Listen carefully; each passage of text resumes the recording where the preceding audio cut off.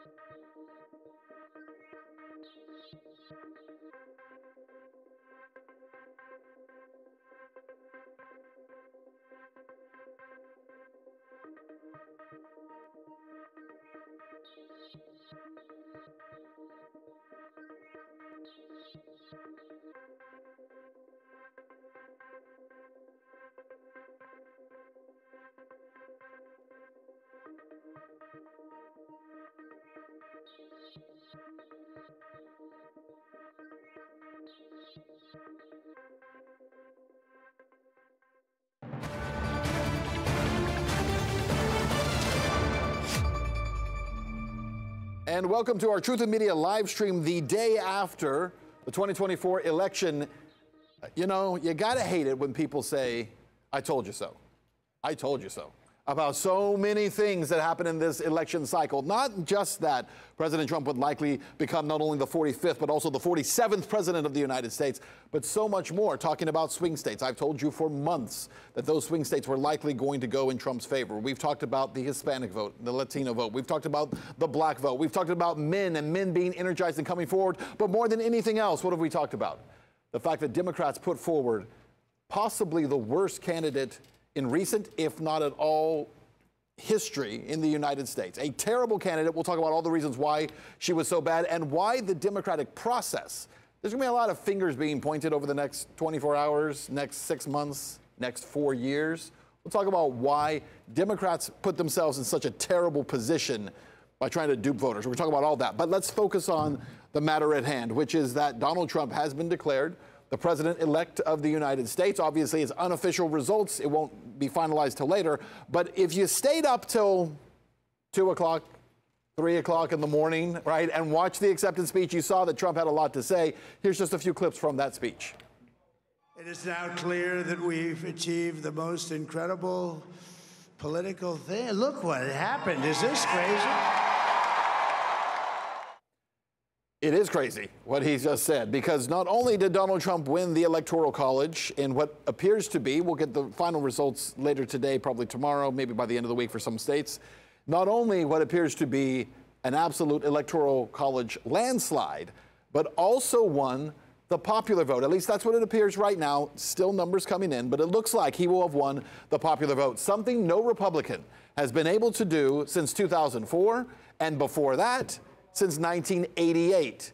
Republicans do not win the popular vote. It also puts a stick of dynamite, if you will, into Democrats' claims that the Electoral College has to go away because it robs the voter of the popular vote, and that should be the deciding factor. Doesn't matter in this case. I want to bring in the incomparable Rick Sanchez, incredible journalist, network news anchor. He's coming in to talk with us today. Rick, good to see you, buddy. How are you? Thanks for being here. What a night. What a night. We're going to be talking for the next at least half hour about everything that happened in this election. We're going to be talking about so many of the different factors that played a role here. But I want to start with, there are still some outlying states that we haven't come in yet. Arizona's still out. Nevada's still out. Michigan is still out.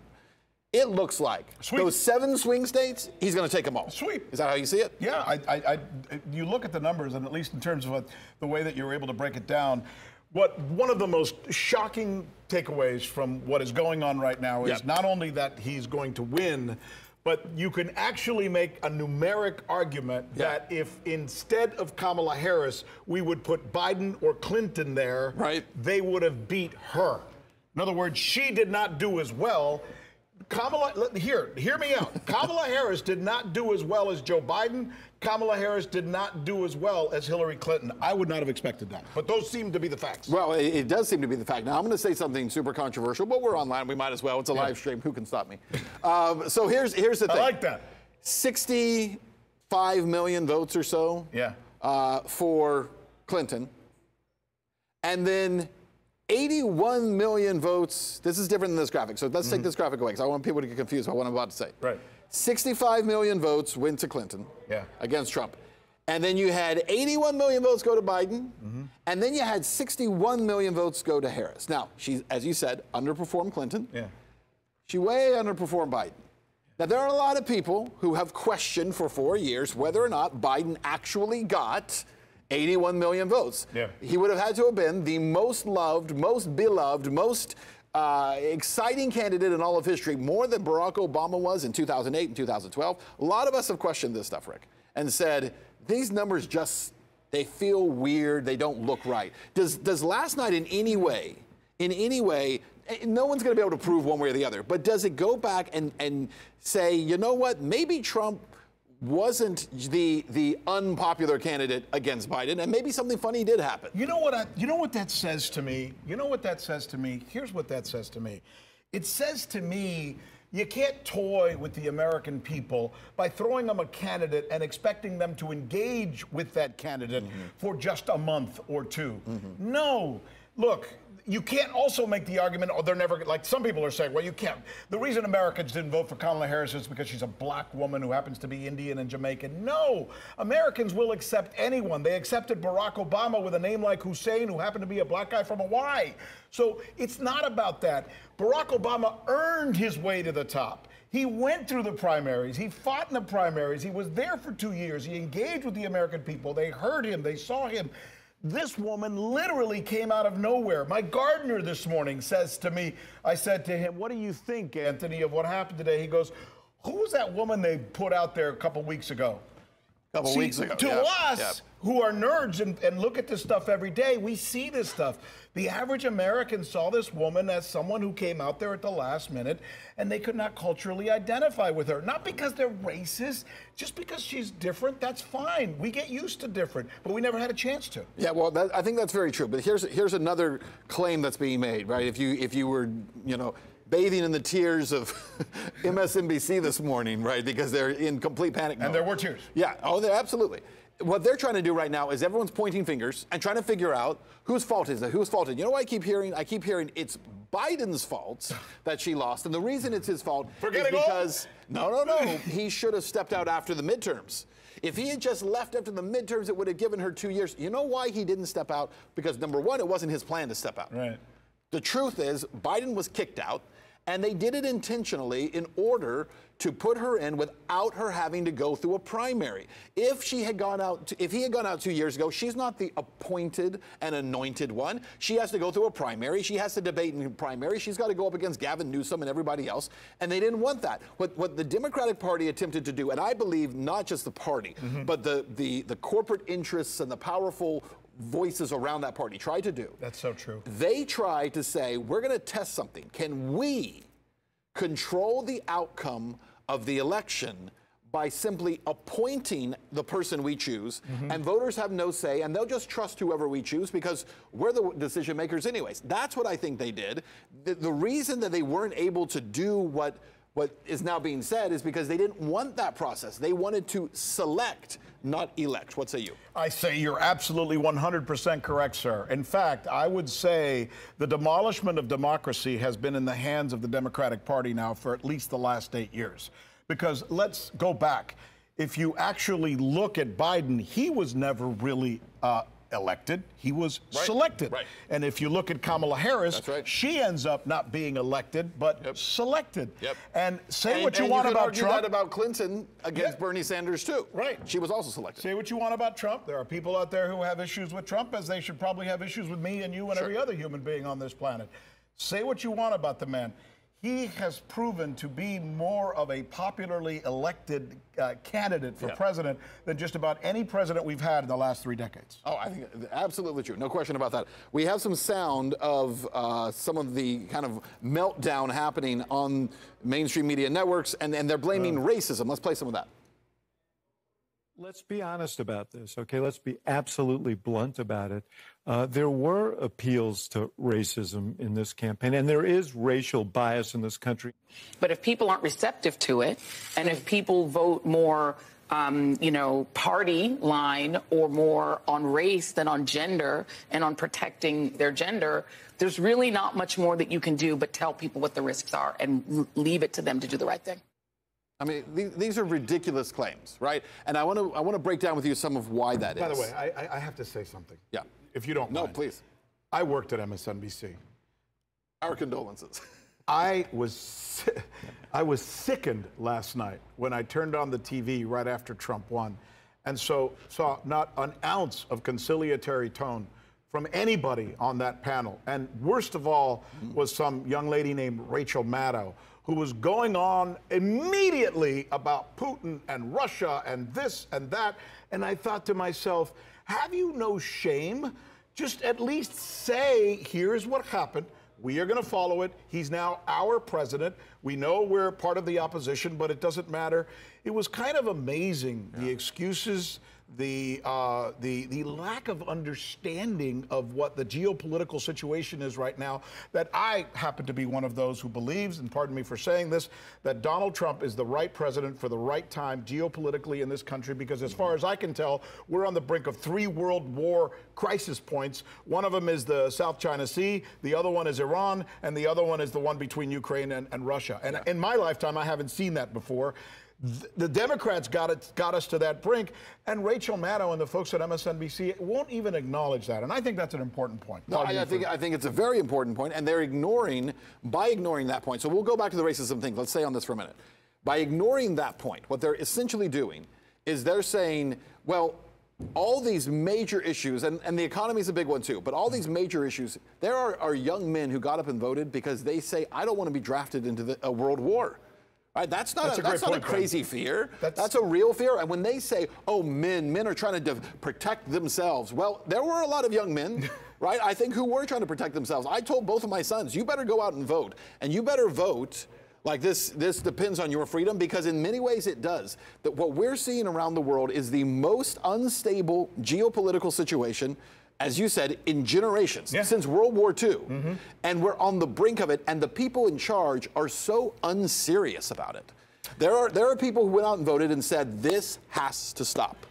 You know, I'm going to throw some stats at you that might surprise you, but those of you who are probably a little older remember, have read in your history books about World War II and the fact that the United States, with the Marshall Plan, rebuilt Europe, 17 countries. It cost us, in today's money, about $140 billion to do that.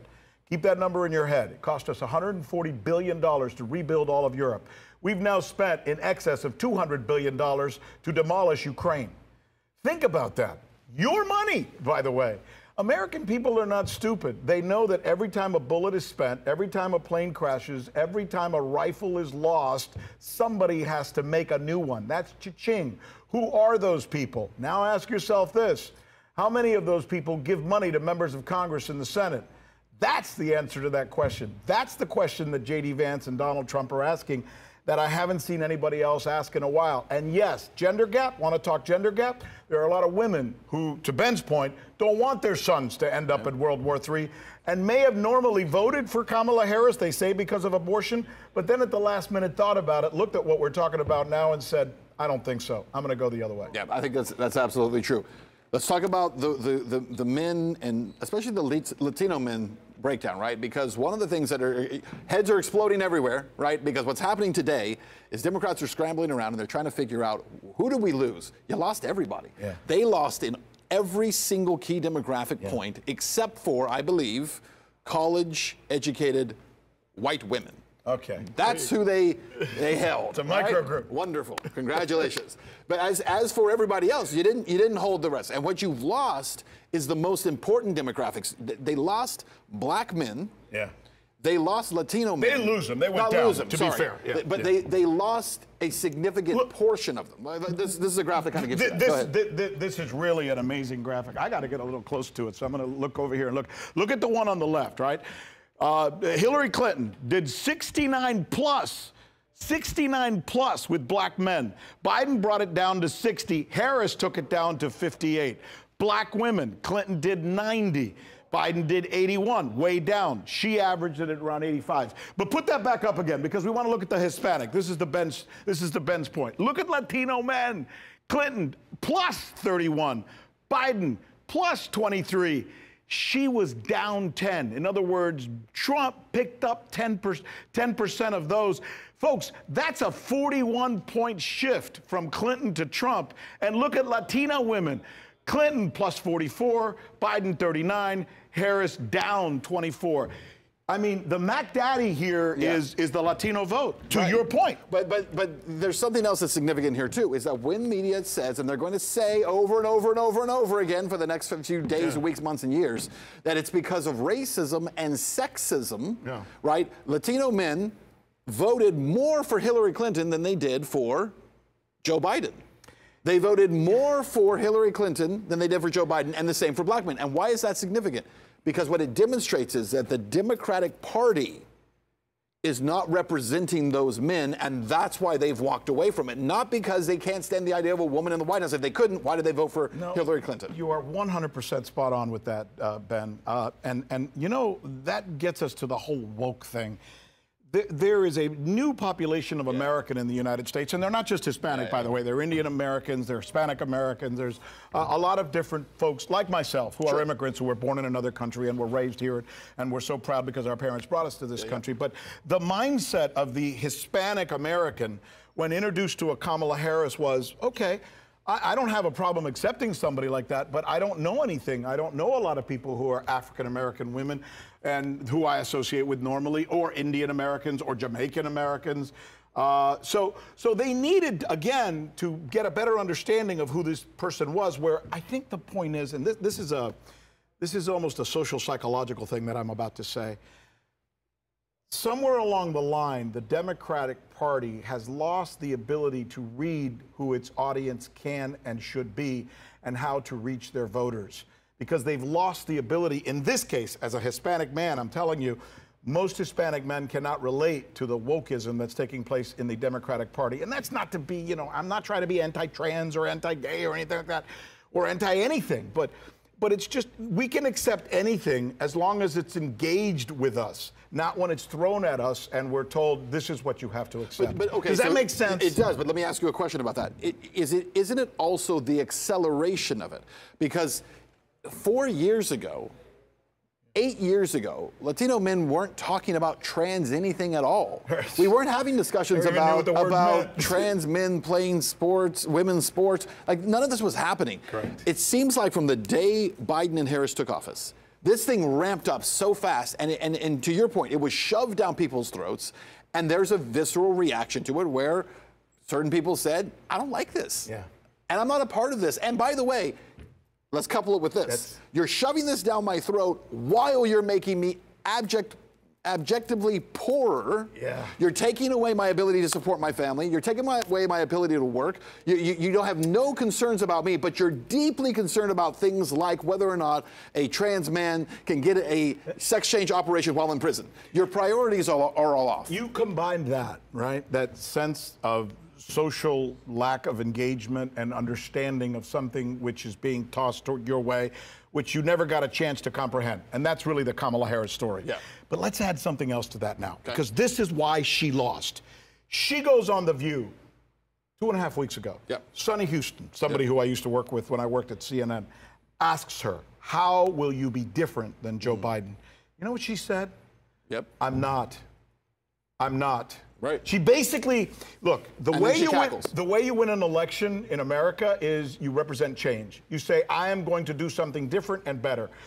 Donald Trump came forward and said, I am going to do something different and better. He was the change agent and he won. She was the status quo agent and played into it with pride and lost. Well, it's a story as old as time. You're 100% right. But this is, again, why when Democrats sit back and they're going to say, well, what went wrong? Well, one of the things that went wrong is if you're going to try to pull this fast one, right, where you say we're going to push out the sitting president, we're going to replace him at the 11th hour so that we only have to run a candidate for 70 days and you don't have time to know whether you like him or not, right? They thought it was brilliant. It turns out to be a foolish decision. But part of the mistake you make is then you can't take someone from his cabinet, you can't take his vice president, because now she has a record to defend. The only way this would have worked is if you put someone forward who doesn't have a record. And if they don't have a record to defend, it's much harder for Trump to make the case. Trump did not have a hard time making a case as to why she wouldn't be a good president, because the people said, including her own Tim Walz, who I don't think you'll ever see his face again, her own vice presidential candidate would say things on the campaign trail like, we can't take 4 more years of this. And you know what happens when you don't have a record in life? I've learned you have nothing to say. When you are, people kept saying, why is she failing and her interviews are boring and she's not saying anything and it sounds rehearsed? Because it is. Because when you haven't lived a full life, in our business, right, I know a good journalist when he tells me what he's done, right, when he tells me what he's covered, when he tells me what war he was in, what election he covered, what he did. I know, okay, this is a guy who's bringing a wealth of experience and he can now share stories. I mean, I hate to use the word empty suit because I know that's insulting, but unfortunately, Kamala Harris's candidacy ended up being that primordial definition of what is an empty suit. Yeah. Someone who looks good and you can dress them up, but they don't have anything to say. You're 100% right. 100% right. Okay, let's do this. I want to take a look at those state numbers. We were going to show them earlier, oh, yeah. So let's go ahead and show those. Let's talk about the state numbers, and then I want to talk about the team around Trump, because I think the team around Trump is more important than Trump himself. Compared to what he had before. Well, certainly. All right, okay. Here's the old We're guard. going to this. Look at Mike Pompeo. That's your buddy, Mike Pompeo. Yeah, no, that's your buddy. John Bolton is your buddy, right? Because you've got to love that mustache. Oh, absolutely, yeah. Lots to say about him. And, of course, Nikki Haley, who is already trying to weasel her way back in with a kind of a last-minute endorsement of Trump. For those of you watching us and taking this in, what we're trying to say is, as best we can, these folks are the old guard. They're neocons. They believe in wars. They believe in the establishment. They are, in fact, you could literally have had 3 pictures of Joe Biden up there because it would have been exactly the same as what those 3 people believe. Yeah, put their pictures back up because people need to see them. These are some of the worst people in the world. They really are. These are some of the worst people in the world. Why would you say such a terrible thing? And you can put Victoria Nuland beside them, and you can put Jake Sullivan. The reason these people are some of the worst people in the world is these people, along with others, are responsible for millions of deaths around the world in the last 20 years. I think that's fair. Reality. I think that's fair. And not only are they responsible for millions of deaths, they actively plot for and advocate for the deaths of millions more. Those are who those people are. Now let's go to the other people who are going to be part of the transition team, and they're going to be part of this new cabinet, we hope. I like. Do we have those? Yeah. We'll get them up for you. Yeah. But I'm going to tell you their names because you know who they are. Elon Musk. Yep. There they are. Tulsi Gabbard. Robert F. Kennedy Jr. 3 people who could not be more opposite than the other 3 we just showed. Exactly. These are people who literally are advocating for the preservation of millions of lives, advocating for the preservation of free speech, advocating for health, advocating for ending the childhood obesity epidemic, ending foreign interventions and wars around the world. Like, these 3 people, and we could throw J.D. Vance in there also, right, are people who are, I pray, are going to bring some sanity back into the world around us. Because right now, it's insane. Yeah. And there are people who turned out to vote. By the way, an interesting little fact for you. We don't have this number in front of us. RFK Jr. in the states where he was still on the ballot got almost as many votes as Jill Stein did. Even though he was off. Over 500,000 votes in the national vote. She only got about 600,000. He got just under 100,000 fewer than she did. And he wasn't even actually on the ballot, right? Incredible stuff. So with those people, we have to look at them and say, there are people who turned out and voted for Trump, who did so in part because they looked at Trump and said, it's not just about you. It's about the promise of bringing actual change this time. When you said you were going to drain the swamp in 2016, you didn't. But you say you didn't because you had the wrong people. Get the right people and pull the plug and start draining. And I'm going to button up this conversation with the following thing. Again, I go back to my time as a journalist at CNN and MSNBC and Fox and all that stuff, and I will tell you, when I was on those places, we would not interview people like the last 3 we just showed you. But the first 3, I had to have them on all the time. So what the Trump team is doing is saying, these people who've been not allowed to go to the party, we're going to let them back in because they do have something to say. You may agree with them, you may disagree with them, but they have a right as American leaders to have an opinion that is not blocked. The media has done that. Trump is undoing that. He absolutely is. Let's look at those swing states, okay? We have the swing state numbers for you. If we can pull those up, do we have them ready to go? Here they are. So the key swing states, obviously there were 7 of them, right? Arizona, Nevada, Michigan, Wisconsin, Pennsylvania, North Carolina, Georgia. Georgia, we called it last night, right? Obviously, he took Georgia. North Carolina, he took pretty early in the night as well. Pennsylvania, that was one that shocked a lot of people, including if you saw the clip online, and I hope you have, the Nostradamus. Remember this guy? He's always right, and he called it for Kamala. And he's literally sitting there rubbing his forehead thinking, I don't know how I blew it so badly. Just like Iowa, right? You completely had it wrong. They got me with that one. Wisconsin, they're very, very close in Wisconsin, but it was already called for Trump as well. He had enough of a lead there that she couldn't pass him. Michigan, he's still leading. I don't think Michigan has been called. It's not been called yet. I don't understand why, because really there's like 1.3% reporting left. And she's almost 100,000 down there as well. Yeah, I don't understand why they're waiting, but they're waiting. There may be a good reason. And then Arizona and Nevada have also not been called yet, but it looks like he's got a pretty good lead. Now listen, there's something else that's happened. The Senate went to Republicans, right? That's a big one. That's huge. It looks like the House will likely be under Republican control. Correct. If that happens, now you have the fascinating scenario where not only does Trump win by a mandate, right? Not only does he control the Senate, not only may he have a big enough lead in the Senate that it's essentially there's no filibuster that will work. It becomes almost the ability to bypass filibusters, right? But he also controls the House. And so two things I think will happen. I want to get your take on this. One is you actually get the ability to govern, which he did not have in his first term. Correct. Right? And the second thing is you get the ability to govern because you're not going to be indicted every 5 minutes or impeached every 5 minutes by a House that instead of just putting up stumbling blocks for you is trying to throw you in prison.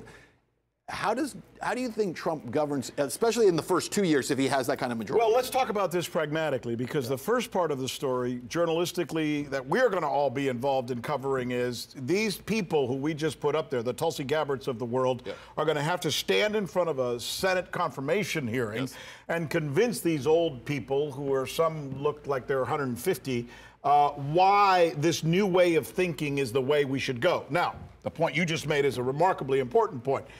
These people are now going to be, for the most part, either MAGA types or Republicans who now aspire to what MAGA has done. So the proof is in the pudding. Or former Democrats who were MAGAs. Exactly. So there's a real good chance that he's going to get these people approved. Look, governing is all about getting your people in place. If he can get his people in place, and it's looking like he's going to be able to do that based on the metrics that you just explained. They got the Supreme Court, they got the House, they got the Senate, and they got the White House. I mean, that's Dominion. That's Dominion. That's Dominion. They own it. I mean, they own it. You know? It's an interesting term you use, like Dominion, right? Yeah, it just came out of nowhere. Out of nowhere. But it fits. Who knows? It does. So here's the other part of that. So you're talking about Senate confirmations. The Senate does have to confirm. In the case that the Senate starts to say, well, you know, great job, but we don't really know if we want Tulsi or Elon in there. We don't really know if we want Bobby. The problem is this, too. Trump literally dragged the Senate back into Republican control because a lot of those down ballot races only went to him because Trump was on the ballot. The House gets dragged into Republican control because of him. Does anyone even bother to try to stand up and resist it, right? I feel like there's such a mandate that goes with winning this way. You didn't just win the Electoral College, but you win the popular vote. You're saying we're building a coalition. We've converted people. We've increased Republican registration to the largest numbers that it's had in decades. And does anyone really resist him? I mean, you're still going to get the Lindsey Grahams of the world who sit there and say, well, I'm not really sure if we want Tulsi Gabbard in there because I want to blow some more stuff up. You're going to have those people. But are they really going to be able to resist him, or is he going to get to have his way? Well, I think, first of all, it's a mandate. And what we witnessed last night is a mandate. By definition, it's a mandate. You can't, when a team wins the Super Bowl by 4 touchdowns, they owned the moment, right? Back to Dominion, right? Everybody use that term. Well, that's what he did, and I think it's important. The other thing I would add to that, and I don't know if we had a chance to, I would encourage you, and we'll try and put it up for you so you can see it again. Listen and watch the tone of Mr. Trump's speech last night when he came out and spoke. He was controlled, conciliatory, comfortable, a leader, a family guy. To be honest with you, more than I've seen from him as far as performance goes, because this guy's been jacked around. He's been running from event to MAGA. You know, sometimes at the end he looked like his eyes were popping out of his head, like most of us are after being up till 3:30. But there was something going on last night that I read that said this guy is going to be more prepared this time around than he was the last time around. And I saw it in that moment last night when he came out. Absolutely. It was very interesting. I want to show you the markets. We don't have a graphic for it, but today the stock market, right? All-time highs again, shooting up, going crazy. Bitcoin through the roof. What? Why is that? I don't understand because he made a big part of his campaign talking to crypto bros, talking about the importance of crypto, backing it, right? So all of a sudden, so remember this. The power of words. The SEC has been working to destroy crypto for years. Right. The Federal Reserve wants to destroy crypto. They want to create their own digital currency and get rid of all other crypto. So the fact that he's showing support for it, everyone's going to buy in. That's what you call a bull market. Right, crypto is about to be unleashed in a whole new way. So that's pretty encouraging for those of us who love crypto. The Bitcoin's way up, stock market's way up. There's incredible enthusiasm already. Last thing we'll say, because we're running out of time here, and yet Kamala Harris has still not come out and addressed her supporters. Yeah. Hasn't said a word. Why is that? I don't know. Fear, embarrassment, or is she hoping that by some amazing feat, a truck full of ballots is going to roll up and dump out on the ground, and she's going to say, "No, see, I actually won." You're being mean. I am. Well, I'm thinking if this continues, there's a possibility that they're going to create some kind of scenario to challenge what has happened, because I would have no other explanation for it other than she's looking for the right time and the right moment. And if she doesn't speak by prime time tonight, we got a problem. She's supposed to speak Houston, by 6 o'clock. We got a problem. But we'll you know. You know what I mean, right? I know what she you might mean. be choosing her moment, which is fair.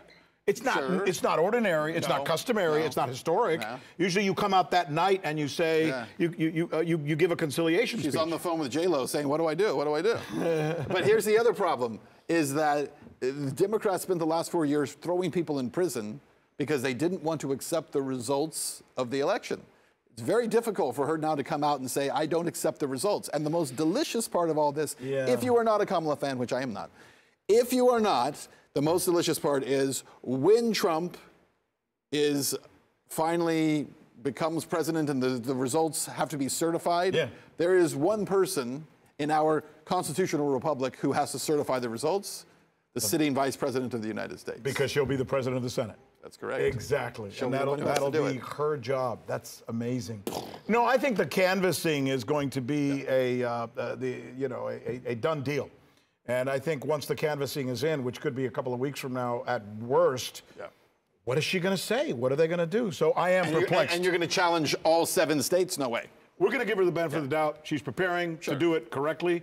But there's a possibility she may not be, and that'll be the next breaking news. It'll be very interesting. Well, listen, guys, thank you for being part of Rick Sanchez. Good to have you, everybody. I love you, man. That's great to have you up Good here. That's it for us.